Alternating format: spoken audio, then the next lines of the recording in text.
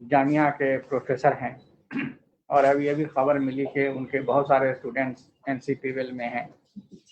شعیب عبداللہ صاحب، میں آپ کا بے حد خیر مقدم کرتا ہوں، اور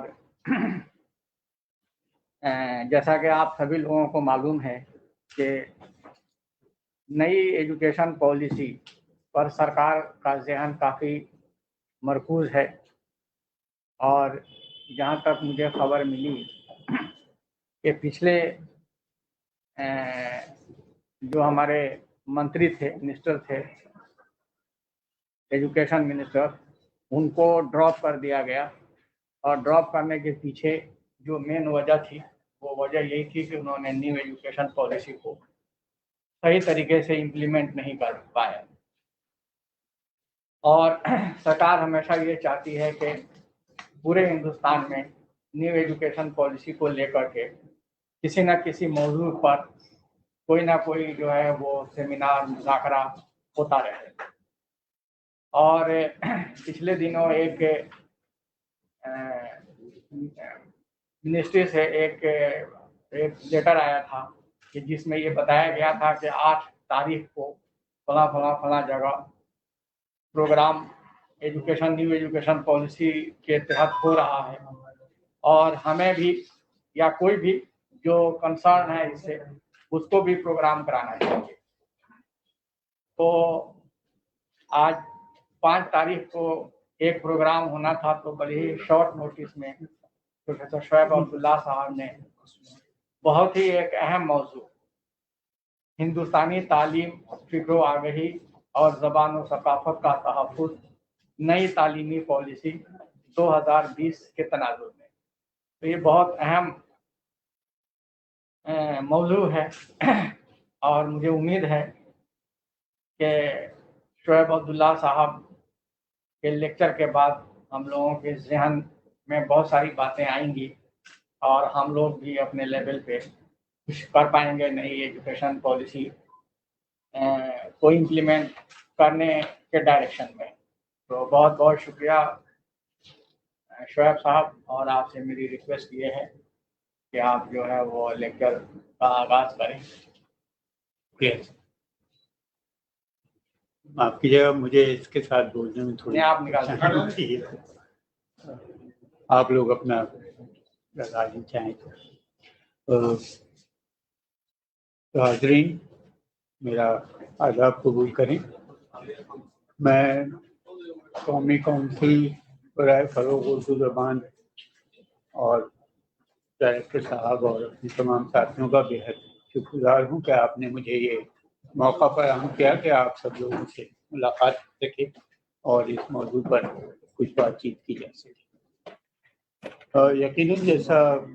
ابھی ڈائریکٹر صاحب نے فرمایا کہ یہ بہت اہم موضوع ہے، اور آپ نے ناچیز کا انتخاب کیا۔ مجھے یقیناً یہ پہلے ہی میں معذرت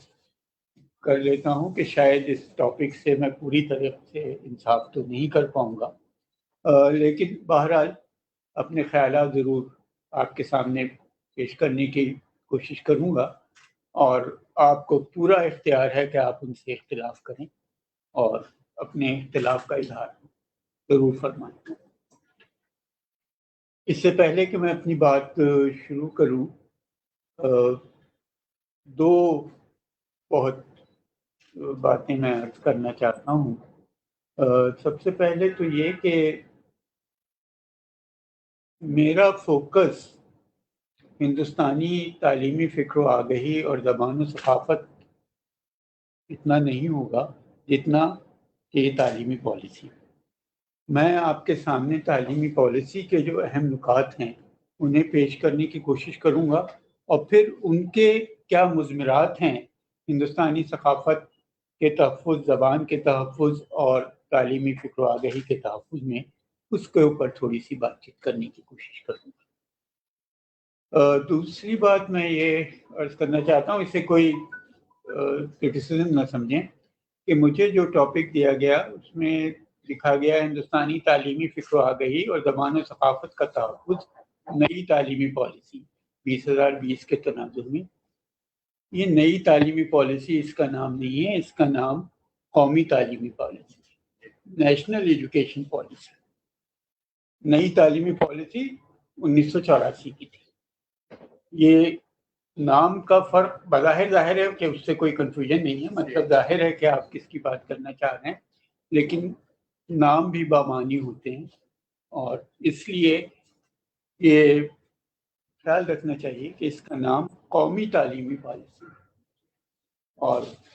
اس کے کیا امپلیکیشنز ہو سکتے ہیں اور کیوں اس پر یہ نام پر زور دیا گیا ہے، یہ آپ سمجھ سکتے ہیں۔ جہاں تک ہندوستانی تعلیمی فکر و آگہی کا سوال ہے، تو ہندوستانی تعلیمی فکر و آگہی کی اگر ہم بات کریں تو اس میں کی دو ایسی خصوصیات ہیں جو اسے دیگر ممالک یا دیگر تہذیبوں کی تعلیمی فکر و آگہی سے ممتاز یا جدا کرتی ہے۔ سب سے پہلی بات جو ہے وہ یہ ہے کہ ہندوستانی تعلیمی فکر میں ہمیشہ سے ہمہ جہتی نشو و نما پر زور دیا گیا۔ ہمیشہ سے یہ کہا گیا کہ تعلیم کا مقصد صرف جسمانی نشو و نما یا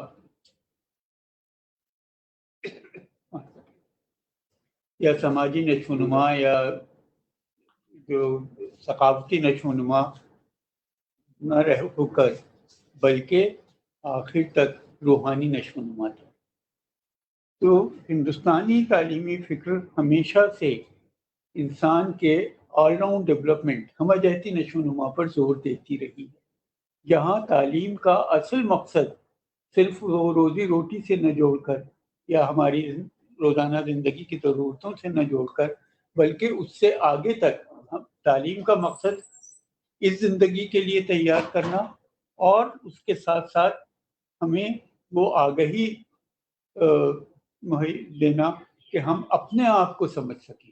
خود آگہی کا یا خود شناسی وہ اصل مقصد رہا ہے ہندوستانی تعلیم کا، کہ جہاں ہم اپنے آپ کو سمجھ سکیں، اپنے آپ کو پہچان سکیں، اپنی تمام صلاحیتوں کو فروغ دے سکیں، اور اس کے ساتھ ساتھ ہم جو نروان کی بات کی جاتی رہی ہے ہمیشہ سے کہ وہ حاصل کر سکیں اور وہاں تک پہنچ سکیں۔ تو یہ تعلیمی فکر کا جو ہندوستانی تعلیمی فکر ہے اس کا خصوصی پہلو ہے، جو جیسے میں نے پہلے عرض کیا کہ اسے جدا کرتا ہے ویسٹرن ایجوکیشن سسٹم یا دوسرے تعلیمی نظاموں سے، جہاں صرف تعلیم کا مقصد اس زندگی تک ہی محدود رکھا گیا، جبکہ ہندوستانی تعلیمی نظام میں اسے روحانی ارتقاء تک پہنچایا۔ دوسرا جو خاص فرق ہے ہندوستانی تعلیمی فکر و آگہی میں وہ ہے استاد کا مقام۔ ہندوستانی تعلیمی نظام میں ہمیشہ سے استاد کو نہ صرف ایک اہم پوزیشن بلکہ اعلیٰ ترین مقام دیا گیا، اور ہمیشہ سے یہ کہا گیا کہ استاد کا رتبہ یا استاد کا مرتبہ یا استاد کا درجہ اعلیٰ ترین، جو بہت پرانا مشہور دوہا ہے، مجھے صحیح الفاظ سے یاد نہیں، یہاں گرو اور گووند کا مقابلہ کیا گیا اور یہ کہا گیا کہ گووند جو ہے وہ قابل تعظیم اس لیے ہے کہ وہ گرو جو ہے وہ قابل تعظیم اس لیے ہے کہ وہ گووند تک پہنچنے کا راستہ بھی وہی سکھاتا ہے۔ تو ہمیشہ سے ہندوستانی تعلیم میں ہمہ جہتی نشو و نما اور استاد کے اعلیٰ ترین مقام کو اہمیت دی گئی۔ آج ہم یہی سمجھنے کی کوشش کریں گے کہ کیا جو موجودہ تعلیمی پالیسی ہے وہ ان دونوں جو ہمارے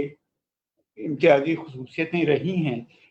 ہندوستانی تعلیمی فکر و آگہی کی، اس کو حاصل کرنے میں کہاں تک ہماری مدد کرتی ہے۔ جہاں تک زبان اور ثقافت کے تحفظ کی بات ہے تو زبان اور ثقافت یقیناً ایک دوسرے سے مربوط ہیں۔ زبان کو ہمیشہ ثقافت کی ریڑھ کی ہڈی مانا جاتا رہا ہے، اور کوئی بھی زبان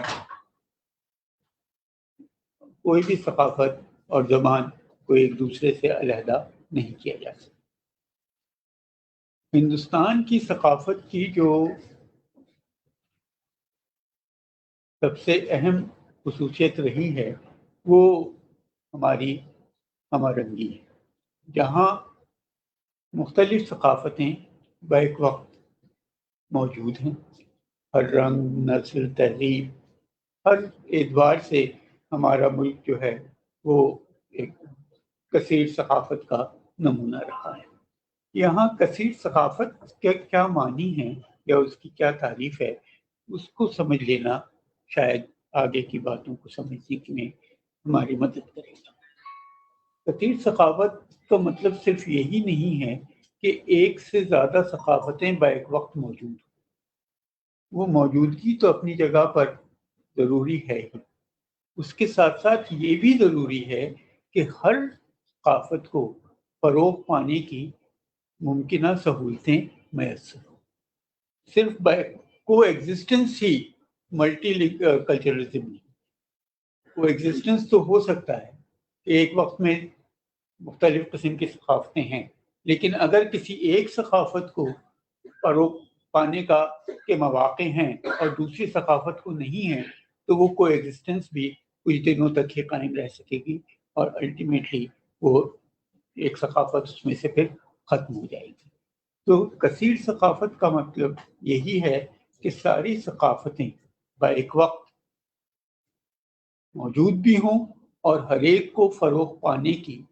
ممکنہ سہولتیں جو ہیں وہ بھی میسر ہوں، ممکنہ مواقع بھی میسر ہوں۔ اب ان دونوں ابھی تک جو میں نے بات کی جو ہندوستانی تعلیمی فکر کے تعلق سے ہمہ نشو و نما اور استاد کی اہمیت، اور پھر کثیر ثقافت جہاں ہر ثقافت کو فروغ پانے کی کہ پورے مواقع حاصل ہوں، اس کو اگر ہم اپنی کسوٹی مان لیں، اس پر اعتراض ہو سکتا ہے اور آپ اس کے علاوہ کچھ اور پیمانہ بھی اپنی طور پر آپ مان سکتے ہیں۔ میں نے آج جو میں بات کرنے جا رہا ہوں تو اسی کو اپنا پیمانہ بنایا ہے، اور اس کے اب ہم جو ہماری نئی قومی تعلیمی پالیسی 2020 ہے اس کے اہم نکات کا میں مختصر آپ کے سامنے پیش کرتے ہوئے پھر ہم یہ دیکھیں گے کہ ان اہم نکات کا کہ جو امپلیکیشنز ہیں، جو مضمرات ہیں، وہ کیا ہماری اس کسوٹی پر کس حد تک پورے اترتے ہیں یا اس میں اور کیا گنجائشیں پیدا ہو سکتی ہیں۔ تو آئیے اب ہم قومی تعلیمی پالیسی کے جو اہم نکات ہیں ان کا ایک مختصر سا تعارف میں آپ کے سامنے پیش کرنا چاہتا ہوں۔ کتنا وقت ہوگا میرے پاس؟ آپ جتنا نہیں چلیے میں زیادہ وقت نہیں لوں گا آپ کا، میں کوشش کروں گا کہ اگلے آدھے گھنٹے میں اپنی بات ختم کر دوں، تاکہ پھر اگر آپ لوگوں کے کچھ سوالات ہوں یا آپ لوگ کچھ جو بھی آپ اپنے خیالات کا اظہار کرنا چاہیں تو اس کے لیے بھی وقت مل سکے۔ میرے خیال میں اس پوری آج کے موضوع کے لحاظ سے بھی اور شاید ویسے بھی پوری ایجوکیشن پالیسی کا جو سب سے اہم حصہ ہے وہ اس کا پریمبل یا تمہیدی بیان ہے، جس میں بہت واضح طور پر پالیسی کے مقاصد کا اظہار کر دیا گیا ہے۔ اگر ہم اس کے اوپر ایک نظر ڈالیں تو اس میں بہت صاف لفظوں میں لکھا ہے کہ education is fundamental for achieving full human potential, developing an equitable and just society and promoting national development. Providing universal access to quality education is the key to economic growth, social justice and equality, scientific advancement, national integration and cultural preservation. یہ تمام preamble کا جو پہلا paragraph ہے وہی واضح کر دیتا ہے کہ تعلیم کے لیے کیا مقاصد متعین کیے گئے ہیں اس پالیسی کے، اور پوری پالیسی انہی مقاصد کو حاصل کرنے کی کوشش ہے۔ یعنی بہت واضح لفظوں میں کہا جا رہا ہے کہ تعلیم کا مقصد ہے انسانی صلاحیتوں کا مکمل فروغ، اور جب ہم مکمل فروغ کی بات کرتے ہیں تو پھر ہم وہی بات کر رہے ہیں جو ابھی ہم نے ہندوستانی تعلیمی فکر کے سلسلے میں ہم جہتی نشو نما کی بات. تو ہم دیکھتے ہیں کہ پہلا جو پریمبل کا جو پہلا پیراگراف ہے وہی ہندوستانی تعلیمی فکر سے پوری طرح مطابقت رکھتا ہے. پھر سماجی برابری اور انصاف پر مشتمل سماج، قومی ترقی، معاشی ترقی، سائنسی ترقی، قومی یکجہتی اور ثقافتی تحفظ، یہ مقاصد طے کیے گئے ہیں تعلیم. تو اس پالیسی نے، قومی تعلیمی پالیسی نے واضح طور پر قومی یکجہتی اور ثقافتی تحفظ کو اپنا ایک مقصد قرار دیا.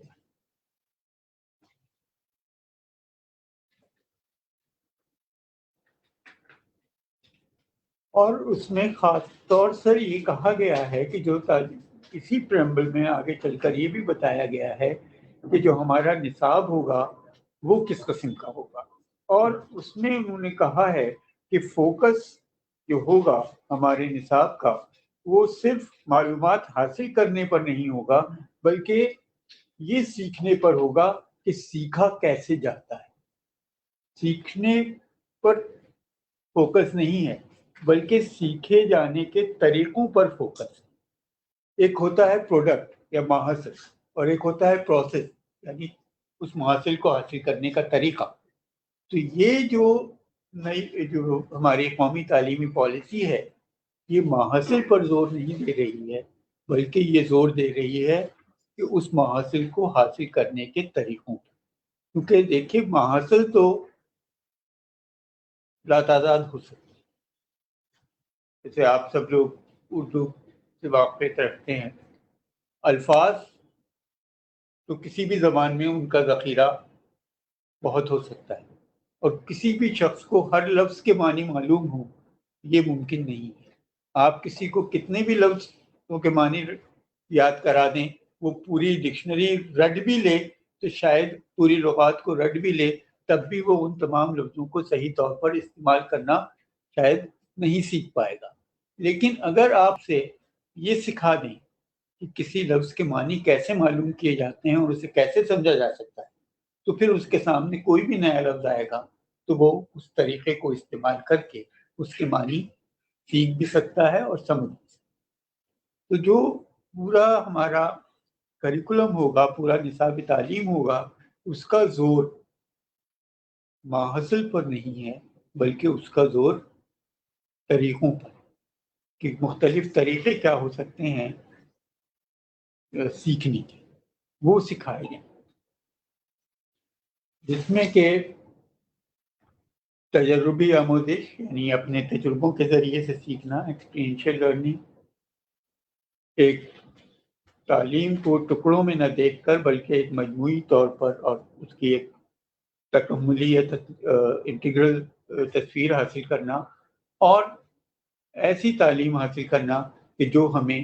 نئی دریافتوں کی طرف لے جا سکے اور جس کے ذریعے سے ہم نئی دریافتیں کر سکیں، اور جو لرنر سینٹرڈ یا آموزشکار مرکوز ہو اور جہاں ڈسکشن، مباحثے، فلیکسیبلٹی اور تعلیم کو پرلطف بنانے والا نصاب تعلیم ہو سکے. یہ باتیں میں اس لیے کہہ رہا ہوں کہ جب اگر ہم یہ سمجھتے ہیں کہ کس قسم کی تعلیمی نظام کو قائم کرنے کی کوشش کی جا رہی ہے اور کیا اشارے کیے جا رہے ہیں، تو اس کے یہ تمام الفاظ جو ابھی ہم نے استعمال کیے یہ ہی دراصل گارنٹی یا ضمانت دیتے ہیں کہ زبان اور ثقافت کے تحفظ. کوئی بھی کلچر اس وقت تک، کوئی بھی ثقافت اس وقت تک جو ہے وہ فروغ نہیں پا سکتی جب تک کہ وہ دوسری ثقافتوں کے ساتھ آپس میں انٹریکٹ نہ کرے، آپس میں ان کے ساتھ بحث و مباحثے نہ ہو، ان کا انٹریکشن نہ ہو، تبھی وہ اس کو فروغ ملے گا. اپنے آپ میں کوئی ثقافت آگے نہیں بڑھ سکتی. ثقافت کو آگے بڑھنے کے لیے دوسری ثقافتوں سے کچھ نہ کچھ حاصل کرنا ہوتا ہے اور اسے اپنی ثقافت کے مزاج میں ڈھالنا ہوتا ہے، اور یہ تبھی ممکن ہے جب بحث و مباحثے اور آپسی انٹریکشن کو زیادہ سے زیادہ فروغ دیا جا سکے۔ تو یہ قومی تعلیم اسی طرف اشارہ کرتی ہے اور سکھانے کے یا نصاب کے طریقوں میں یا نصاب میں اس چیز کو شامل کرتی ہے۔ اس طرح سے یہ ثقافت کے تحفظ کو یقینی بنانے میں مددگار ثابت ہو، کیونکہ جب پہلے ہی یہ کہہ دیا گیا کہ ہم ان طریقوں کو اختیار کریں اور یہ تعلیمی پالیسی ان طریقوں کو اختیار کرنے کی سفارش کرتی ہے یا اس کے لیے ہدایت دیتی ہے، تو پھر یہ وہ طریقے ہیں کہ اگر ہم اپنے بچوں کو، اپنے طالب علموں کو شروع سے ان طریقوں سے سکھائیں گے اور وہ ان طریقوں کو سیکھنے کے عادی ہو جائیں گے، تو یقیناً وہ پھر اس طرف آگے بڑھیں گے جہاں مختلف ثقافتوں کا امتزاج ہو سکے گا اور ثقافت جو ہے وہ اس کا تحفظ بھی ہوگا اور اس کی ترقی۔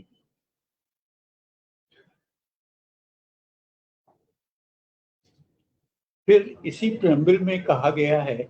کہ سب کے لیے برابری کے مواقع فراہم کیے جائیں گے اور اعلیٰ ترین اور بہترین کیفیتی تعلیم کا حصول کو سب کے لیے یقینی بنایا جائے۔ اب جب یہ پالیسی اپنے پریمبل میں، اپنے مقاصد میں یہ کہہ رہی ہے کہ سب کو برابری کے مواقع ہوں گے، تو یہ سب کا لفظ صرف فرد کے لیے ہی نہیں ہے، بلکہ یہ سب کا لفظ ہر تہذیب اور ہر ثقافت کے لیے۔ تو جب سب کو برابری کے مواقع ہیں، اس کا مطلب ہے کہ ہر فرد کو بھی برابری کے مواقع مہیا کرنے کی کوشش کی جائے گی، اور یہ پالیسی اس کو یقینی بنانے کی کوشش کرے گی۔ تو اس کے ساتھ ساتھ افراد کا مجموعہ ہی تو آخر کسی بھی سماج کی تشکیل کرتا ہے، اور کسی تہذیب یا ثقافت جو ہے وہ افراد کے مجموعے سے ہی تو جنم پاتی ہے۔ تو اس لیے اگر سب کو برابری کے مواقع فراہم کیے جانے کی بات کی جا رہی ہے، تو یقیناً ہر تہذیب اور ہر ثقافت کو بھی فروغ پانے کے برابر کے مواقع کی ایک طرح سے ضمانت دی جا رہی ہے۔ پھر یہ کہا گیا پریمبل میں ہی کہ ایسے نئے نظام کی تشکیل کی جائے جو ہندوستان کی روایات اور اقدار سے ہم آہنگ رہتے ہوئے موجودہ تقاضوں کو پورا کر سکیں۔ تو اس کا مطلب بھی یہی ہوا کہ ہم اپنی روایتوں اور اپنی اقدار کو ترک نہیں کریں، ہم انہیں باقی رکھتے ہوئے موجودہ تقاضوں ہم اپنے موجودہ ضرورتوں کو اور موجودہ تقاضوں کو بھی اس طور پر پورا کرنے کی کوشش کریں گے کہ ہم اپنی روایتوں اور اقدار سے ہم آہنگ رہیں، ہم ان کو ترک کرنے کی بات نہیں کر رہے ہیں۔ یعنی یہاں پر بھی ہم اپنی روایت، اپنی اقدار، اپنی ثقافت کے تحفظ کو ایک طرح سے اس کی گارنٹی دے رہے ہیں۔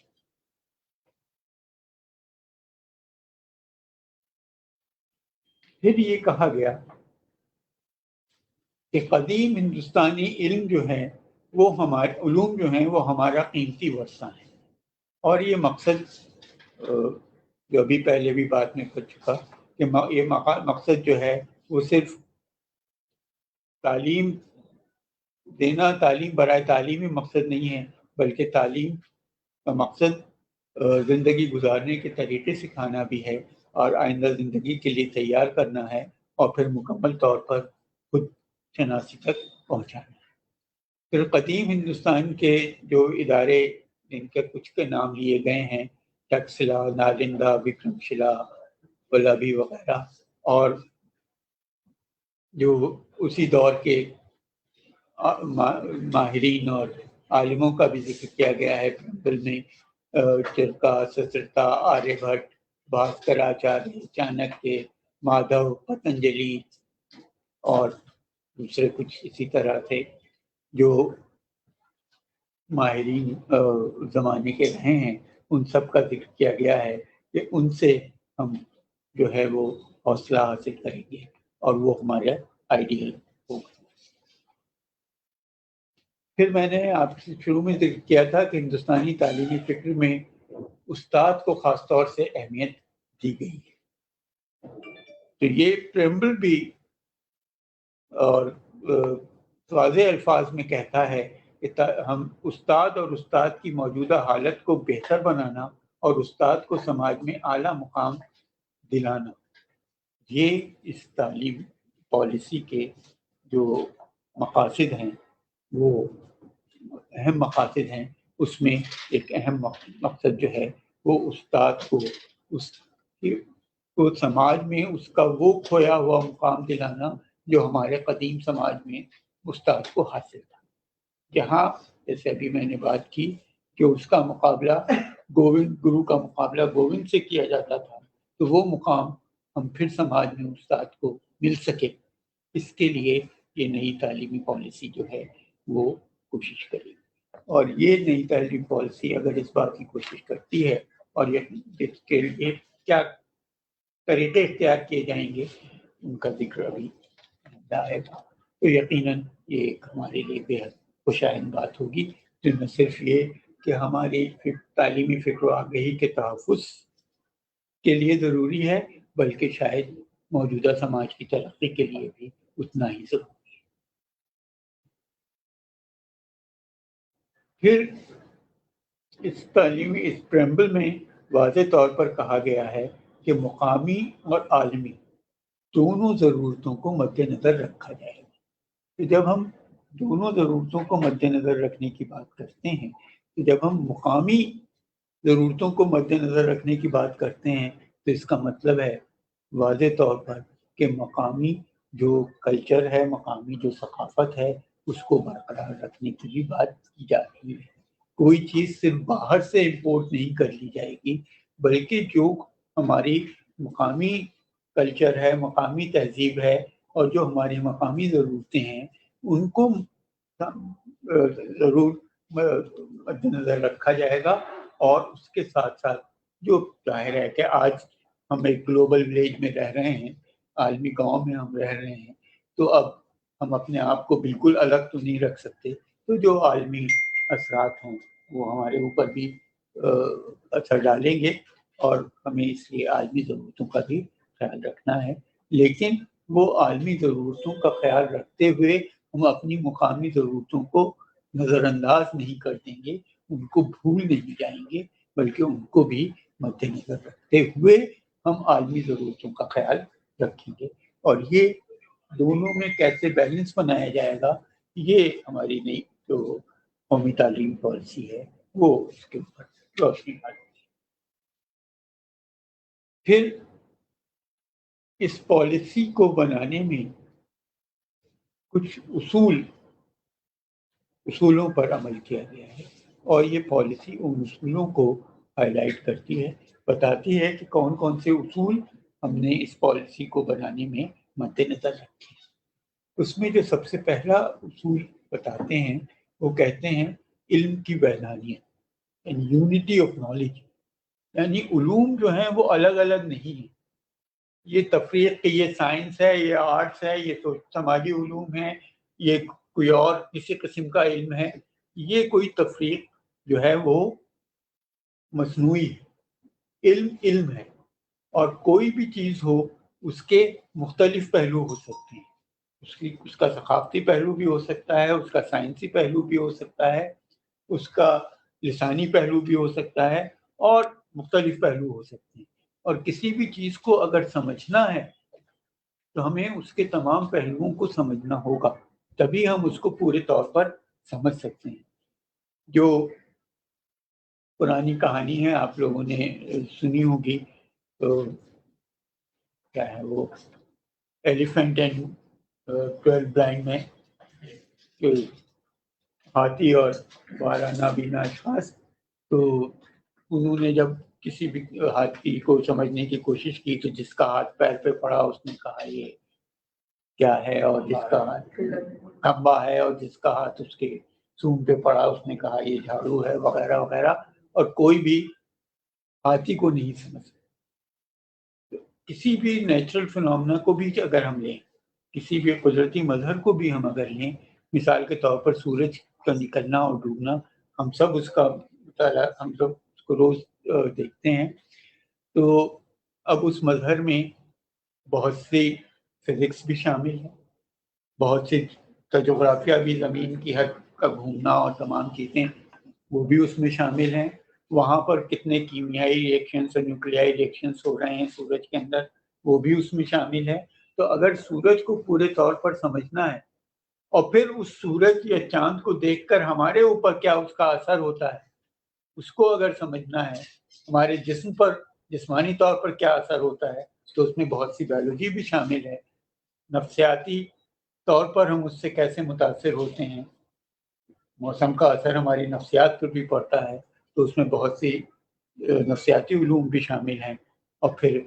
اسی مظہر کو دیکھ کر ایک شاعر اور ادیب کس طرح سے متاثر ہوتا ہے اور ایک عام آدمی کس طرح سے متاثر ہوتا ہے، ان میں کیا فرق ہے، اس کو سمجھنے کے لیے شاید ادب کو سمجھنا بھی اتنا ہی ضروری ہے. تو اگر سورج کے نکلنے کو یا طلوع ہونے کو اور غروب ہونے کو سمجھنے کے لیے تو تمام علوم چاہیے، تو پھر کس طریقے سے ہم علوم کو جو ہے وہ الگ الگ جگہ پر بانٹ سکتے ہیں. ہمیں اس کی ایک مجموعی تصویر ہی اپنے سامنے رکھنی ہوگی، تبھی ہم تعلیم کو کسی بھی علم کو بہتر طور پر سیکھ سکیں گے. اس لیے واضح طور پر پہلا اصول جو بنایا گیا وہ علم کی وحدانیت، یونٹی آف نالج ہے. اور اسی لیے ابھی ہم آئندہ بات کریں گے کہ کیا کیا کہا گیا ہے. تو جیسا بھی میں نے ذکر کیا کہ مقامی جو ضرورتیں ہیں ان کو سامنے رکھا جائے گا. اس لیے واضح طور پر جو اصول قائم کیا گیا، بنایا گیا، وہ یہ ہے کہ جو ہمارے یہاں ڈائیورسٹی پائی جاتی ہے، جو اختلافات پائے جاتے ہیں، الگ الگ گوناگو قسم کی جو ہماری ثقافتیں ہیں، اور جو لوکل کنٹیکسٹ ہے، جو مقامی تناظر ہے، اس کا پورا لحاظ رکھا جائے. پھر بہت واضح طور میں کہا گیا کہ تعلیم جو ہے، جو اصول ہے بنایا گیا اس پالیسی کے کو ادا کرنے کے لیے، کہ تعلیم ایک سماجی خدمت ہے، تجارتی سرگرمی نہیں. اور اس پوری ایجوکیشن پالیسی کا جو ویژن بتایا گیا ہے وہ ہے عالمی سطح پر بہترین تعلیمی نظام قائم کرنا، جس کی جڑیں ہندوستانی ایتھوس میں پیوست اور جو ہندوستان کو عالمی نالج سپر پاور بنا سکے. ایسا نظام قائم کرنا ہمارا ویژن ہے.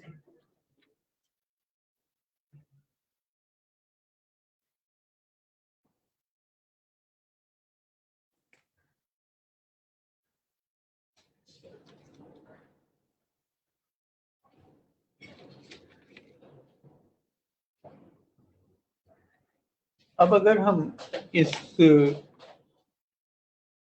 تعلیمی پالیسی کے چند، یہ ابھی تک جو میں نے بات کی وہ تو جو اس کا سے کہتے ہیں پریمبل تھا، اور جو اس کی ابھی تک ہم نے بات کی ہے کہ جو تمہیدی بیان تھا اور جو پالیسی کے جو اصول تھے. اب جو اس کی جو ہائی لائٹس ہیں، جو اہم نکات ہیں، وہ میں مختصراً اگلے 5 منٹ میں آپ کے سامنے رکھ دیتا ہوں، جو خاص باتیں ہیں. سب سے پہلے تو اگر ہم بات کریں اسکولی تعلیم کی، تو اسکولی تعلیم کو 4 حصوں میں بانٹا گیا ہے، جو 5+3+3+4 پہلے 5 سال، جس میں کہ 3 سال جو ہیں وہ قبل اسکول تعلیم کو شامل کیا گیا، جو اس پالیسی کی سب سے میں پہلی بار اب تک ہمارا جو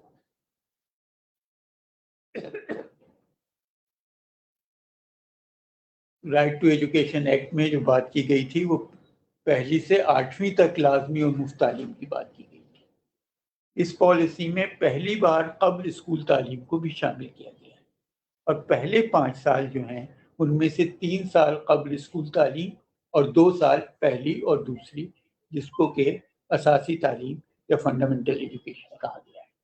تو پہلے 5 سال بنیادی تعلیم یا اساسی تعلیم کے ہیں، جن میں 3 سال قبل اسکول تعلیم اور 2 سال جو موجودہ پہلی اور دوسری۔ اس کے بعد کے 3 سال جو ہیں وہ ابتدائی تعلیم ہے، تیسری، چوتھی اور 5ویں۔ اس کے بعد کے 3 سال ثانوی تعلیم ہے، 6ٹھی، 7ویں اور 8ویں، یا ہائر اعلیٰ ابتدائی تعلیم کہہ لیجیے آپ اسے۔ اور پھر اگلے 4 سال جو ہیں وہ ثانوی تعلیم۔ اس ثانوی تعلیم میں 9ویں، 10ویں، 11ویں، 12ویں چاروں کو شامل کیا گیا۔ اس طرح ابھی تک جو تعلیم لازمی تعلیم تھی وہ پہلی سے 8ویں تک کے 8 سال تھے، اب وہ 5 + 3 + 3 + 4 8 کی جگہ 15 سال۔ 5 سال فاؤنڈیشن، جس میں 3 سال قبل اسکول تعلیم اور 2 سال پہلی اور دوسری کلاس کی تعلیم، پھر 3 سال بنیادی تعلیم، تیسری، چوتھی، 5ویں، پھر 3 سال اعلیٰ ابتدائی تعلیم، 6ٹھی، 7ویں، 8ویں، اور 4 سال ثانوی تعلیم، جس میں 9ویں، 10ویں، 11ویں، 12ویں۔ تو اب ایک طرح سے -3 اسکول کے حساب سے 3 سال پہلے سے لے کر اور 12ویں تک 15 سال کی تعلیم کا جو خاکہ یا نقشہ پیش کیا گیا ہے، جو ایک بڑا ڈپارچر ہے یا پچھلی ایجوکیشن پالیسی سے بالکل ہی الگ آگے جا کر ایک نیا قدم ہے۔ اس کے علاوہ ملٹی لنگوازم اور پاور آف لینگویج کے اوپر خاص طور سے زور دیا گیا ہے۔ کثیر لسانیت اور زبان کی جہاں تک بات ہے اس کے اوپر خاص طور سے زور دیا گیا ہے، اور واضح الفاظ میں یہ کہا گیا ہے جو اس کو کہ ماہرین تعلیم اور ماہرین نفسیات پہلے سے مانتے رہے ہیں کہ بچہ سب سے بہتر اپنی مادری زبان یا گھریلو زبان میں سیکھتا ہے۔ تو اس لیے یہ کہا گیا کہ 5 سال تک، پہلے 5 سال، اور اگر ممکن ہو تو 5ویں کلاس تک، اور اگر ممکن ہو تو 8ویں جماعت تک، اور اس سے آگے بھی جہاں تک ممکن ہو، جو میڈیم آف انسٹرکشن ہے وہ مدر ٹنگ یا گھریلو زبان یا لوکل لینگویج ہونی چاہیے۔ اور اس کے ساتھ ساتھ جہاں تک ممکن ہو ان کلاسوں میں بھی تعلیم کے لیے خاص طور سے 5ویں کلاس کے بعد جہاں تک ممکن ہو ذو لسانی تدریس کا انتظام کیا جانا چاہیے، جہاں انگریزی کے ساتھ ساتھ جو بھی لوکل لینگویج ہے یا جو گھریلو زبان ہے یا مادری زبان ہے دونوں کا استعمال کیا جائے، تاکہ بچہ آگے چل کر اس قابل ہو جائے جب تک وہ 10ویں 11ویں تک پہنچے کہ وہ انگریزی کی تعلیم کے ذریعے سے بھی تعلیم حاصل کرنے میں اس سے دشواری نہ ہو۔ تو شروع سے ہی اس کو لوکل لینگویج میں کے اوپر پوری مہارت کو جہاں تک ممکن ہو اس کا سہارا لے کر اس کو سکھایا جائے۔ اور جتنی علاقائی زبانیں ہیں اور جتنی زبانیں جو ہماری فہرست 8 ہے لینگویجز کی، جس میں کہ اردو بھی ہے، وہ تمام زبانوں کو جو ہے وہ ذریعہ تعلیم بنایا جائے جہاں جیسا ممکن ہو، اور 3 لینگویج فارمولے کو جہاں تک ممکن ہو پوری طریقے سے اس کو استعمال کیا جائے۔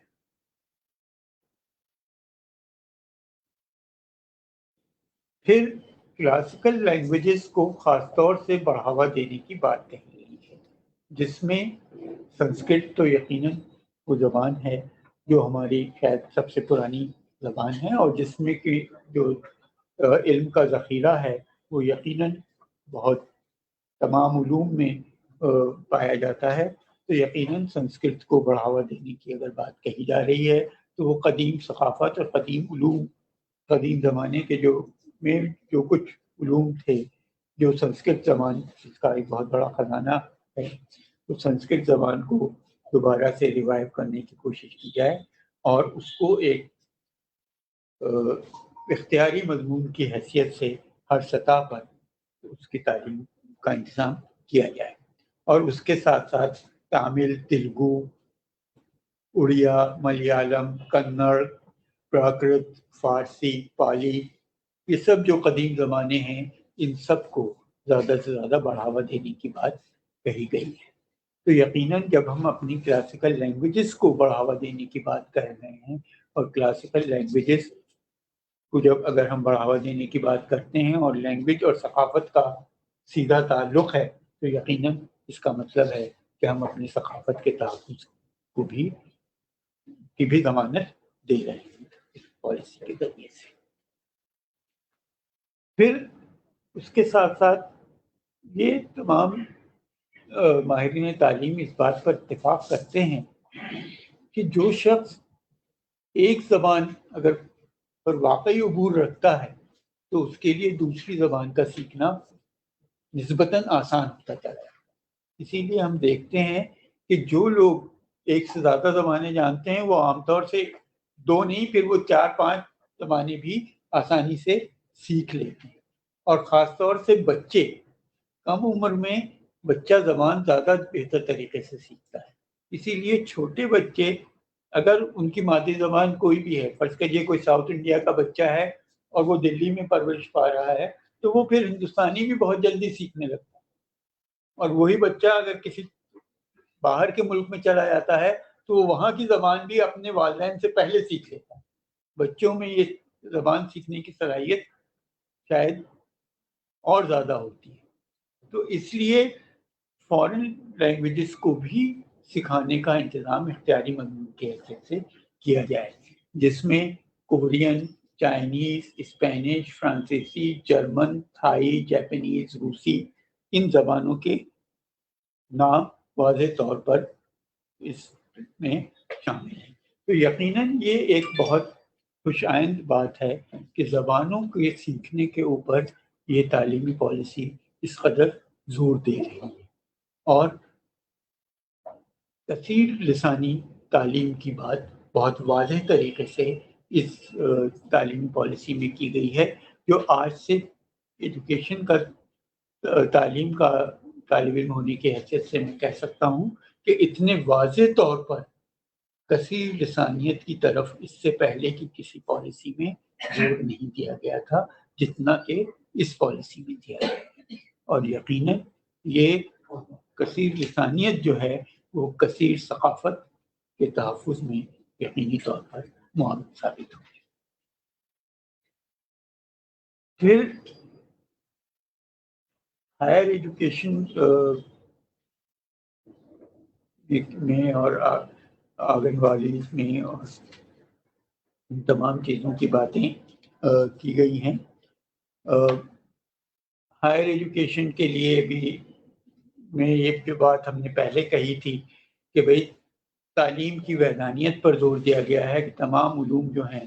ان کا یہ جو تقسیم ہے یہ کوئی معنی نہیں رکھتی ہے، تو اس لیے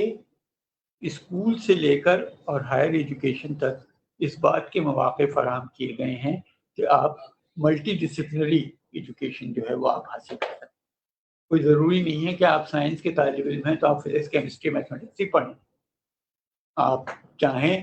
تو فزکس، کیمسٹری اور اردو بھی پڑھ سکتے ہیں، یا کوئی اور زبان بھی سیکھ سکتے ہیں، یا کوئی اور مضمون بھی لے سکتے ہیں۔ اکانومکس پڑھنا چاہتے ہیں تو آپ اکانومکس بھی پڑھ سکتے ہیں، اور جو بھی مضمون آپ پڑھنا چاہیں، کوئی کمبینیشن جو ابھی ایک بالکل طے شدہ ہے کہ بھائی اس مضمون کے ساتھ یہی مضمون لیا جا سکتا ہے، وہ اس تقسیم کو اب ختم کر دیا گیا ہے، اور اس بات کے مواقع فراہم کیے گئے ہیں کہ آپ اسکول سے ہی مختلف کمبینیشنز لے سکتے ہیں اور اعلیٰ تعلیم میں بھی ان کو لیا جا سکتا ہے۔ اس کے بعد ہائر ایجوکیشن میں خاص طور سے جیسے ہم نے شروع میں بات کی تھی کہ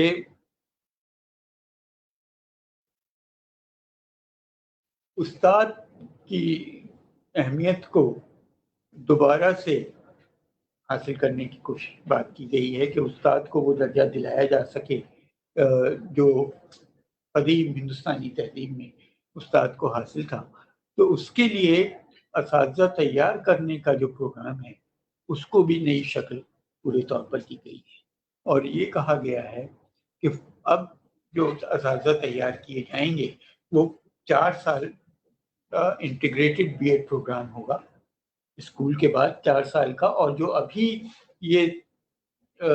الگ الگ کورسز ہیں ٹیچر ایجوکیشن میں کہ بی ایڈ ہے جو سیکنڈری اسکول کے طلبا کے لیے ٹیچر تیار کرنے کے لیے ہے, اور ڈپلوما ایلیمنٹری ایجوکیشن ہے جو پرائمری اسکول کے طلبا کے لیے اس اساتذہ تیار کرنے کے لیے وغیرہ, اور یہ نرسری ٹیچرز کے لیے الگ ہے. ایسا کچھ نہیں ہوگا بلکہ 4 سال کا ایک ہی کورس ہوگا سب کے لیے. اور چوتھے سال میں آپ جس لیول پر جس سطح پر آپ پڑھانا چاہیں اس سطح کے لیے آپ اسپیشلائزیشن کر سکتے ہیں. تو 3 سال تک کا جو کورس ہوگا وہ سب کے لیے ایک سا ہوگا, اور چوتھے سال میں آپ اگر چاہتے ہیں کہ آپ سیکنڈری اسکول کو پڑھانے کے طریقے سیکھیں تو وہ آپ کو سکھا دیے جائیں گے. اگر آپ ابتدائی تعلیم کلاسوں کو پڑھانے کے طریقے سیکھنا چاہتے ہیں تو وہ آپ کو سکھا دیے جائیں گے. اگر آپ جو ہیں وہ نرسری اور پری پرائمری کے طلبا کو پڑھانے کے طریقے سیکھنا چاہتے ہیں تو وہ آپ کو سکھا دیے جائیں گے. تو وہ اسپیشلائزیشن چوتھے لیول پر چوتھے سال میں ہوگا, اور ڈگری سب کی بی ایڈ ہوگی, تاکہ تمام اساتذہ جو ہیں وہ ایک ساتھ ٹریننگ پائیں, ایک طرح کی ٹریننگ پائیں, اور اپنی جس سطح پر وہ پڑھانا چاہتے ہیں اس کی مخصوص ضرورتوں کو بھی سیکھ سکیں, اور اس کے ساتھ ساتھ وہ پورے جو پڑھانے کا عمل ہے اس سے واقفیت حاصل کر سکیں. اس کے علاوہ دوسری خاص بات جو کہی گئی ہے وہ یہ کہی گئی ہے کہ یہ انٹیگریٹڈ جو پروگرام ہوں گے یہ صرف انہی اداروں میں چل سکیں گے, وہی انہی اداروں کو اس کا حق ہوگا کہ وہ ایسے کورسز مہیا کر سکیں جہاں پر کہ تمام مضامین پڑھائے جا رہے ہیں. یعنی جہاں پر کہ بی اے بھی ہو رہا ہے, بی ایس سی بھی ہو رہا ہے, اور تمام چیزیں ہو رہی ہیں, وہیں پر بی ایڈ کی تعلیم بھی دی جا سکے گی. ایسے ادارے جہاں صرف بی ایڈ کی تعلیم دی جا رہی ہے یا جہاں صرف ٹیچر ٹریننگ پروگرام چل رہے ہیں وہ ان کو یہ حق نہیں ہوگا, کیونکہ جو فوکس ہے پورا وہ اب ملٹی ڈسپلنری ایجوکیشن پر ہے. تو جو ملٹی ڈسپلنری انسٹیٹیوشنس نہیں ہیں وہ ٹیچر ایجوکیشن کا کام بھی نہیں کر سکتے. یہ بہت واضح طور پر کہا گیا ہے. اس کے ساتھ ساتھ یہ بھی کہا گیا ہے کہ آج کے زمانے میں آپ میں سے جن لوگوں نے, مجھے نہیں معلوم, آپ بتائیں اجمل, آپ کو اس کا تجربہ ہوگا کہ اسکولوں میں اساتذہ کو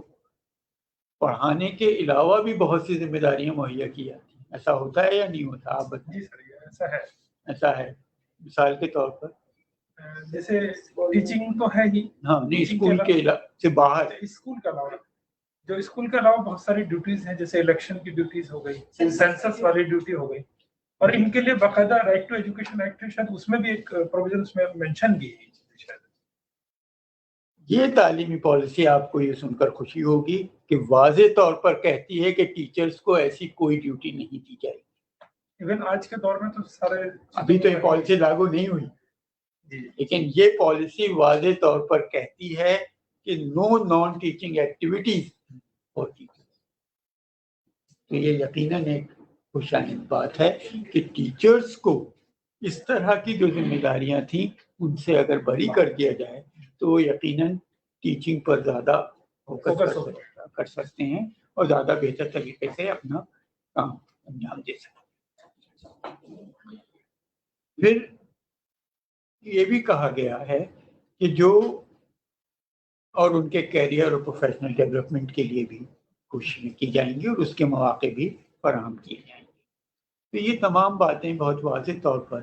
اس پالیسی میں کہی گئی ہیں. ان زبانوں کے تعلق سے، کیونکہ ہم خاص طور سے ہم بات کر رہے ہیں کلچر اور زبان کے تحفظ کے موضوع پر، تو یہ بہت خاص واضح طور پر یہ کہا گیا ہے کہ فنون جو ہیں وہ ثقافت کی تعمیر کا اہم ذریعہ ہے. تو جیسے موسیقی ہے، فلم ہے، ڈرامہ ہے، آرٹ ہے، ان تمام چیزوں کو بھی پوری طرح سے زبان کی ترقی کے لیے استعمال کیا جائے، اور اس کے مواقع فراہم کیے جائیں گے کہ مختلف زبانوں میں جو ہے وہ موسیقی اور فلم اور ان طرح کی چیزوں کو فروغ دیا جائے، جو یقیناً زبانوں کے فروغ میں معاون ثابت ہوں. اور پھر شیڈول 8 کی تمام زبانوں میں نصابی کتابیں، ورک بک، ویڈیوز، ڈرامے وغیرہ جو ہیں وہ فراہم کرنے کی کوشش کی جائے گی. اس کے ساتھ ساتھ اعلیٰ تعلیمی نظام میں ترجمہ اور ترجمانی، آرٹ اور میوزیم، آثار قدیمہ کا علم، دستکاری کے نمونوں کا تحفظ، ان تمام چیزوں پر خاص طور سے زور دیا جائے گا. اور جو زبانوں کے اعلیٰ تعلیمی ادارے ہیں، جیسے اردو کے لیے کوئی انسٹیٹیوٹ ہے یا کسی اور زبان کے لیے کوئی انسٹیٹیوٹ ہے، ان تمام انسٹیٹیوٹس کو یہ سہولت حاصل ہوگی کہ وہ اپنے یہاں اساتذہ کی ٹریننگ کا بھی انتظام کر سکتے ہیں، اور وہ اساتذہ جو ہوں گے وہ اس زبان میں بھی ٹیچنگ کر سکیں گے، اس کے لیے بھی تیار ہوں گے، اور وہ بائلنگول ٹریننگ بھی ان کو وہاں فراہم کی جا سکے گی. اس طرح سے وہ ذو لسانی ٹیچرس بھی پروڈیوس ہو سکیں گے. تو یہ تمام باتیں بہت واضح طور پر اس پالیسی میں کہی گئی ہیں. اب میں تھوڑے سے کنٹروورشل باتیں آپ کے سامنے پیش کر رہا ہوں جو اس پالیسی پر مختلف اعتراضات ہوتے ہیں. کیونکہ دیکھیے، بحث و مباحثہ یقیناً کسی بھی چیز کے تمام پہلوؤں کو واضح کرنے کا ایک ذریعہ ہے، اور یہاں مقصد بحث برائے بحث نہیں ہے، بلکہ چیزوں کو بہتر طور پر سمجھنے کے لیے اس کے دونوں رخوں کو دیکھنا ضروری ہے. اس لیے کچھ باتیں جو اعتراضات کیے جاتے رہے ہیں مختلف، وہ بھی میں آپ کے سامنے پیش کرنا چاہتا ہوں، تاکہ آپ خود یہ فیصلہ کر سکیں کہ یہ اعتراضات اور جو اب تک میں نے کہا وہ یہ کہاں تک بامانی ہیں یا نہیں ہیں، آپ ان سے اختلاف کرتے ہیں یا اتفاق کرتے ہیں. جو پہلا چیپٹر ہے انٹروڈکشن کا، اس میں کیریکٹر بلڈنگ کے اوپر خاص طور سے زور دیا گیا ہے، جو یقیناً دیا جانا چاہیے بھی تھا، اور ویلیوز کی، کردار سازی کی بات کی گئی ہے، اور کانسٹیٹیوشنل ویلیوز کی بھی بات کی گئی ہے. لیکن کانسٹیٹیوشنل ویلیوز کی وضاحت نہیں کی. اب یہ اس وجہ سے بھی ہو سکتا ہے کہ بھائی کانسٹیٹیوشنل ویلیوز بھی ایک دو تو ہیں. ہمارا فیڈرل اسٹرکچر بھی کانسٹیٹیوشنل ویلیو ہے، اور سیکولرزم اور سوشلزم اور وہ تمام بھی کانسٹیٹیوشنل ویلیوز ہیں. تب ظاہر ہے ہر چیز کا ذکر کر پانا تو ممکن نہیں ہے ایک ڈاکومنٹ میں. ہاں، کانسٹیٹیوشنل ویلیوز جب لکھا گیا تو اس کا مطلب ہے کہ وہ تمام کانسٹیٹیوشنل ویلیوز کی بات ہو رہی ہے. لیکن ایک اعتراض یہ بھی کیا جاتا ہے کہ صاحب اس کی وضاحت نہیں کی گئی. اور یہ اعتراض خاص طور پر اس لیے ہو رہا ہے کیونکہ اس ایجوکیشن پالیسی میں، جس کا ذکر میں ابھی جو اس کے اہم نکات ہیں، ان میں ایک اہم نکتہ یہ بھی ہے کہ ہر چیز کے لیے جو ابھی جو اس کا ریگولیٹری میکینزم ہے اس کو بھی تبدیل کیا گیا ہے. جیسے U G C higher education کی باڈی تھی، اب یو جی سی کی جگہ ہائر ایجوکیشن ریگولیٹری باڈی بنائی جائے گی. ہر اسٹیٹ میں کیب ہوا کرتا تھا سینٹرل ایڈوائزری بورڈ. اب اس سینٹرل ایڈوائزری بورڈ کے اوپر بھی ایک بورڈ ہوگا، اور جس کا جو سربراہ ہوگا وہ براہ راست وزیر اعظم. تو بعض لوگوں کے خیال میں یہ فیڈرل اسٹرکچر پر ایک طرح کی ضرب لگائی جا رہی ہے کہ ہر جگہ پر अब प्राइम मिनिस्टर भी वैसे भी प्राइम मिनिस्टर को हर जगह पर हासिल ही है, लेकिन अब खास तौर से तालीम जिसको के कंकरेंट लिस्ट पर रखा गया था, यानी वो सूबाई और मरकजी दोनों हुकूमतों का इख्तियार था, और इब्तदाई तालीम जो थी या स्कूली तालीम जो थी उसमें बड़ा हिस्सा जो था या बड़े दादा जो उसमें से था वो सूबाई रियासतों को था, और जैसे जैसे हम आगे जाते हैं वहाँ पर फिर जो है वो उसको मरकजी हुकूमत को ज़्यादा इख्तियारात हासिल थे। लेकिन अब जब हर जगह पर प्राइम मिनिस्टर सरबराह होगा तो क्या सूबाई इख्तियारात पर कोई उसकी ज़रूरत पड़ेगी या नहीं पड़ेगी, ये एक सवाल है। इसी तरह से ये कहा गया कि ये जो कितने मुख्तलिफ बोर्ड्स हैं,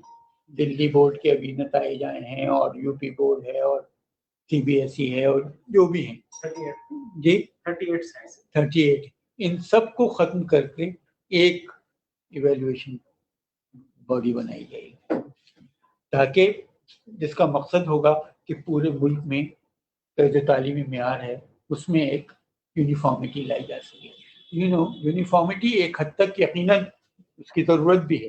तभी आप एक जगह से दूसरी जगह जा भी सकते हैं। अगर हर जगह जो है वो बिल्कुल अलग अलग निज़ाम होगा तो फिर एक सूबे से दूसरे सूबे में जाना भी मुश्किल हो जाएगा। लेकिन क्या ये हमारे फेडरल सिस्टम पर ज़र्ब है या नहीं है, इसके बारे में आप ज़ाती तौर पे फैसला कर सकते हैं। अब जहाँ एंशिएंट एजुकेशन सिस्टम की बात की गई जो मैंने प्रेम्बल में की थी, वहाँ पर वाज़े तौर पर ये कहा गया कि एंशिएंट एजुकेशन सिस्टम, और उसमें कुछ नाम भी लिए गए हैं। तो एक एतराज़ ये किया जाता है कि साहब ये जो कुछ नाम लिए गए जिन इदारों के और जिन माहिरीन के, वो सब 5वीं 6ठी सदी तक की, और 6ठी सदी के बाद से लेके आज तक किसी इदारे या किसी शख्सियत का जिक्र नहीं किया गया है। तो इससे क्या ये समझा जाए कि 6ठी सदी के बाद हिंदुस्तान में न कोई शख्सियत पैदा हुई, न कोई इदारा ऐसा था जिसने कोई काबिल जिक्र काम किया? ये भी एक इंटरप्रिटेशन हो सकता है, और एक इंटरप्रिटेशन ये भी है कि भाई एंशिएंट कदीम तालीम की बात कही गई है तो कदीम तालीम की मिसालें दे दी गई हैं, बाकी आगे पूरे उसमें हर सकाफत को के तहफ़्फ़ुज़ की बात की जा रही है, हर ज़बान के तहफ़्फ़ुज़ की बात की जा रही है। तो अब हर जगह पर हर चीज़ कही जाए, क्या ये ज़रूरी है या ये ज़रूरी नहीं है, अब ये फैसला आप अपने आप कर सकते हैं। फिर एक और जो अहम बात है जिससे आप सब लोग वाकिफ होंगे कि जो ministry of human resource development कहलाता था, अब उसका नाम बदलकर फिर एजुकेशन मिनिस्ट्री कर दिया गया है। ये एक बहुत खुशाइन बात है जो जाहिर करता है कि से जाहिर होता है कि तालीम को एक मरकज़ी हैसियत दी जा रही है। शुरू में भी तालीम अलग एक मिनिस्ट्री हुआ करती थी, फिर बीच में आकर वो ह्यूमन रिसोर्स का हिस्सा हो गया, और अब फिर उसको अलहदा करके यकीनन तालीम को एक अलग हैसियत दी जा रही है। लेकिन अभी इसकी वजाहत नहीं हुई है कि इस मिनिस्ट्री का बाकी मिनिस्ट्रीज से कैसे राब्ता हो। मिसाल के तौर पर ह्यूमन रिसोर्स में तो सब शामिल था, अब विमेन एंड चाइल्ड वेलफेयर की जो मिनिस्ट्री है और मिनिस्ट्री ऑफ एजुकेशन है, उनके बीच में राब्ता कैसे कायम हो, उनके दायरे इख्तियार में क्या आएगा और इनके दायरे इख्तियार में क्या आएगा, या मिनिस्ट्री ऑफ लेबर है। ये इस तरह की जो मिनिस्ट्रीज हैं जो कि एजुकेशन से जिनका बराह रास्त ताल्लुक़ है, तो फिर कैसे उनमें जिम्मेदारियों की, फ़राइज़ की और हुकूक की तक़सीम कैसे होगी, वो अभी वाज़ेह नहीं। پھر پری پرائمری ایجوکیشن کو شامل کر لیا گیا، یہ بہت خوش آئند بات ہے، کیونکہ پری پرائمری ایجوکیشن یا قبل اسکول تعلیم کی اہمیت ماہرین تعلیم اور نفسیات داں برسوں سے اس کو تسلیم کرتے آ رہے ہیں، اور اسے تعلیم کا لازمی جز بنانا یقیناً یہ ایک بہت خوش آئند بات ہے، اور میں تعلیم کا طالب علم ہونے کی حیثیت سے پوری طرح سے اس کو کے لیے جن لوگوں نے بھی اس کو بہت خوش آئند تصور کرتا ہوں، اور یہ ایک بہت پرانی ضرورت کو پورا کیا گیا ہے۔ لیکن اور پھر جو 8ویں کلاس تک تعلیم تھی اس کو 12ویں کلاس تک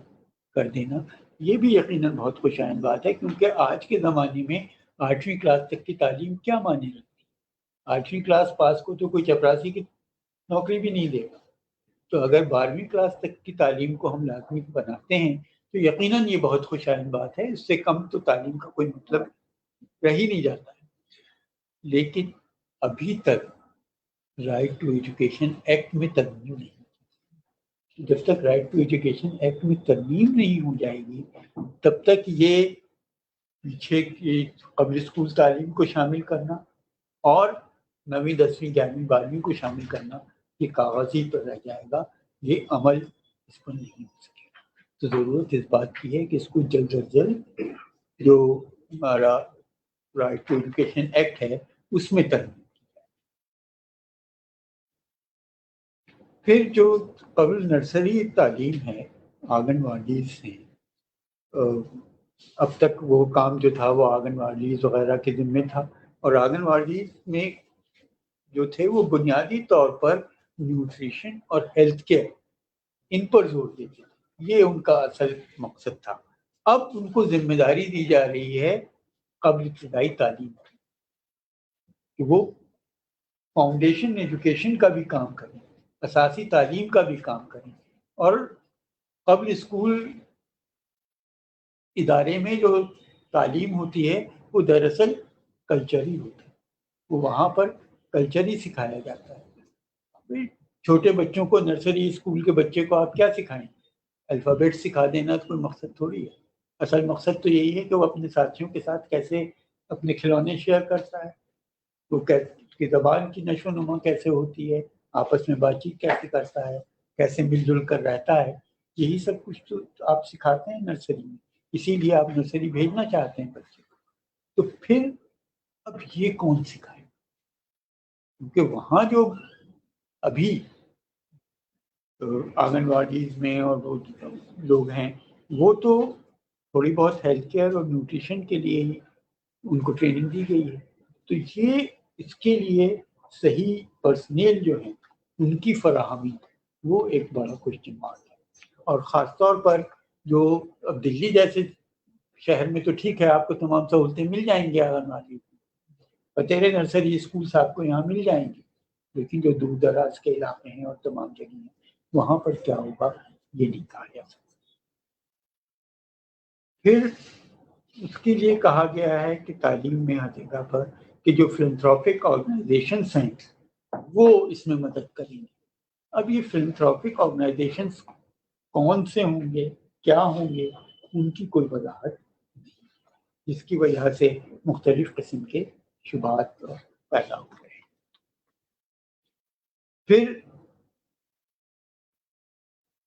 آلٹرنیٹو انسٹیٹیوشنس آف ایجوکیشن کی جہاں بات کی گئی ہے وہاں مدارس کی بات بھی کی گئی ہے اور گروکل اور ان تمام چیزوں کی بات کی گئی ہے، لیکن اس کے ساتھ اب مدرسوں کی آپ بات تو کر رہے ہیں، لیکن پھر آپ جس قسم کا جو آپ نے اسٹرکچر دیا ہے 5+3+3+4، اب کیا مدرسوں کو بھی اس کی پابندی کرنی ہے یا نہیں کرنی ہے؟ وہ اس جو آپ کا، کیونکہ مدارس کا اپنا ایک خاص نظام ہے اور مدارس اپنی خاص طرح کی تعلیم دے رہے ہیں، لیکن اس سے قطع نظر کہ وہ کیا تعلیم دے رہے ہیں اور کیا نہیں دے رہے ہیں، اس کی کیا افادیت ہے یا کیا نہیں ہے، اس پر میں بحث کرنے نہیں جا رہا ہوں، کہ उनका करिकुलम क्या होना चाहिए और क्या नहीं होना चाहिए। मदारिस कम से कम दीनी तालीम का तो जो काम कर रहे हैं वो कर रहे हैं अपनी जगह पर, लेकिन उसके साथ साथ जो वो एक बड़ा काम कर रहे हैं वो है ज़बान की तालीम। आज मुझे ये कहने में कोई आर नहीं है, अगर उर्दू किसी को आती है तो मदरसे के फारगीन को आती है। हमारे स्कूलों से जो बच्चे निकल रहे हैं, जिनमें मैं खुद शामिल हूँ, मैं आपके सामने बात कर रहा हूँ, उर्दू में बात कर रहा हूँ, मेरी मादरी ज़बान उर्दू है, मैंने जामिया मिल्लिया इस्लामिया में तालीम हासिल की, जहाँ मीडियम ऑफ इंस्ट्रक्शन भी उर्दू था, लेकिन आज मुझे आपसे बात करने के लिए कितनी जगह पर अंग्रेजी का सहारा लेना पड़ता है। सही मानों में मैं उर्दू नहीं बोल पा रहा आज भी, और बोलने में तो फिर भी चल जाता है, जब लिखने बैठता हूँ तो और ज़्यादा दुश्वारी महसूस करता हूँ। लेकिन जो ज़बान पर सही मानों में अबूर है, और ज़बान ही जो है वो सकाफत की रीढ़ की हड्डी है अगर, तो फिर यकीनन ये मदारिस एक सकाफत को बरकरार रखने में एक अहम किरदार अदा कर रहे हैं। तो ये जो पॉलिसी है वो इनके रोल पर कोई रोशनी वाज़ेह तौर पर नहीं डाल रही। ये एक इतिहास है।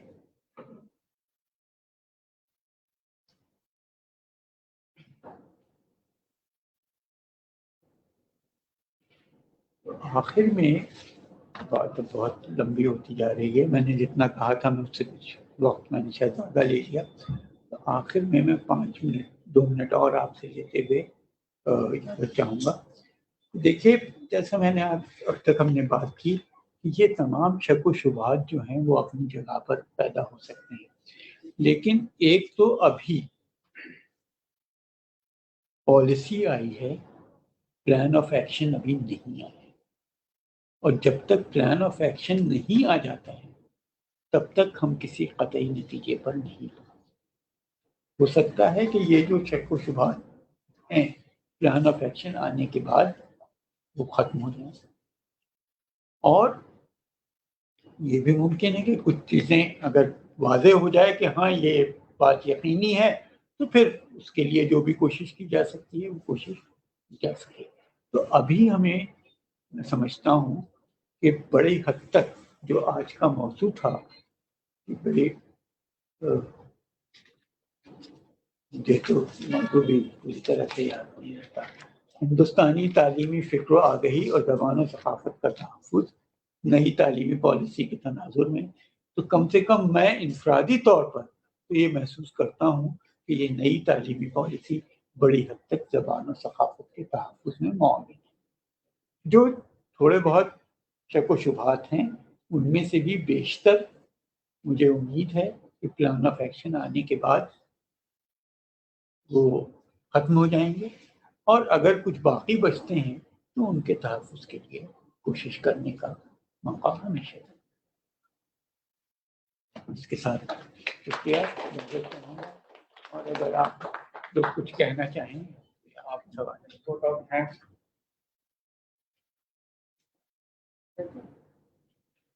वो तो शुक्रिया तो आप लोगों का मुझे अदा करना चाहिए कि आपने मुझे ये मौका दिया। अगर आप कुछ कहना चाहें, पूछना चाहें, कोई सवाल हो या कोई आप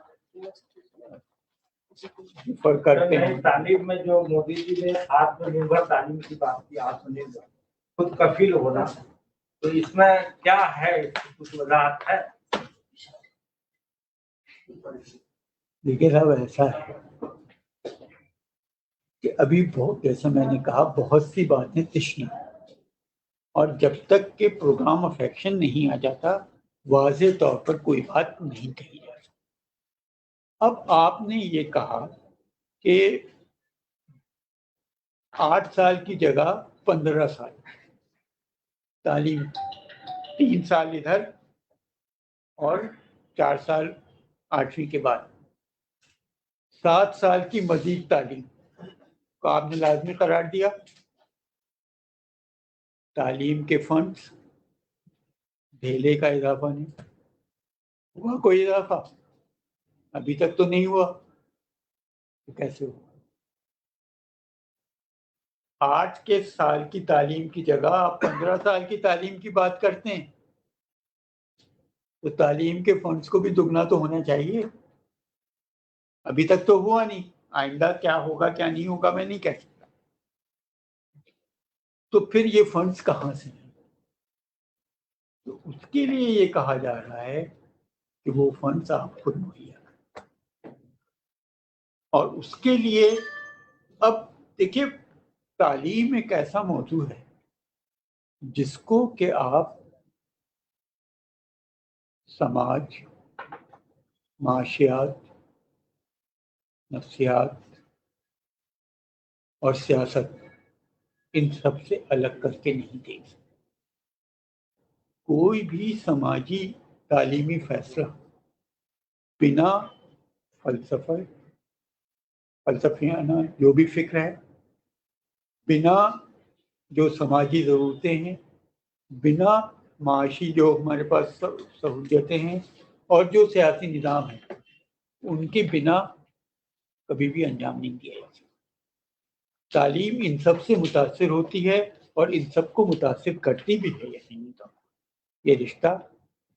दोनों दो तरफा है, लेकिन पहली सतह पर वो इन चीज़ों से मुतासिर होती है। तो अब आप जब समाजी तौर पर और माशी तौर पर प्राइवेटाइजेशन की तरफ जा रहे हैं और ज़्यादा से ज़्यादा प्राइवेट इदारों को आप बढ़ावा दे रहे हैं, तो फिर तालीम में भी आप प्राइवेटाइजेशन से बच तो नहीं सकते। अब ये सही है या गलत है वो फैसला आप खुद कर सकते हैं, मैं उस बहस में मैं नहीं जा रहा। लेकिन ये बात बहुत वाज़ेह है कि प्राइवेटाइजेशन तालीम में यकीनी तौर पर दाखिल हो रहा है और उसका दखल में इजाफे के इम्कानात हैं, कमी के कोई इम्कान नहीं जी। हमारे उस्ताद मोहतरम प्रोफेसर शहाबुद्दौला साहब, एक जो उन्होंने सबसे अहम बात कही है और जिसको सब लोग मेरे ख्याल से तस्लीम भी करेंगे कि हिंदुस्तानी तालीमी निज़ाम में खुद आगही नाशी, ये सबसे ज़्यादा इम्पोर्टेंट इसका चीज़ है। और इसके अलावा जो दूसरी बात है वो है उस्ताद का अहम मुकाम। बहुत बहुत शुक्रिया, आपने इतनी अहम बातें यहाँ पे बताई। बहुत सारी चीज़ें जो हम लोग जान रहे थे लेकिन और नहीं भी जान रहे थे, वो सब आपने हमें यहाँ पे इससे हम लोग को मुतारिफ कराया। प्रोफेसर साहब, आप यहाँ आए, आपने अपना कीमती वक्त निकाला, हमें तमाम बातों से हमारी आगे कराई। आपका बहुत बहुत शुक्रिया, आपको तशरीफ आवर के लिए। हमारे डायरेक्टर साहब शेख अकील अहमद साहब, तबीयत नासाज होने के बावजूद भी आपने हिम्मत की और इस प्रोग्राम में आए, आपका भी बहुत बहुत शुक्रिया। और इस प्रोग्राम को ऑर्गेनाइज करने में आपने हमारी रहनुमाई की, आपका भी बहुत बहुत शुक्रिया। डॉक्टर कदरुल्लाह जो इस प्रोग्राम का ऑर्गेनाइज़र हैं, आपका और आपके स्टाफ तमाम लोगों का इस प्रोग्राम के लिए शुक्रिया। और जो हमारे ऑफिस में बैठे तमाम जो लोग भी इस प्रोग्राम में शिरकत कर रहे हैं, हमारे अफसरान और हमारे स्टाफ, सब लोगों का बेहद शुक्रिया। आप लोग इस प्रोग्राम में आए और इस प्रोग्राम को रौनक अच्छी। फिर से एक बार शब्द जो हमारे उस्ताद उनका शुक्रिया के साथ साथ इस प्रोग्राम को शुक्रिया सर। बहुत अच्छा, बढ़िया होगा कलीमुल्लाह साहब। शुक्रिया तो आप सब लोगों का कि आपने बर्दाश्त किया मुझे।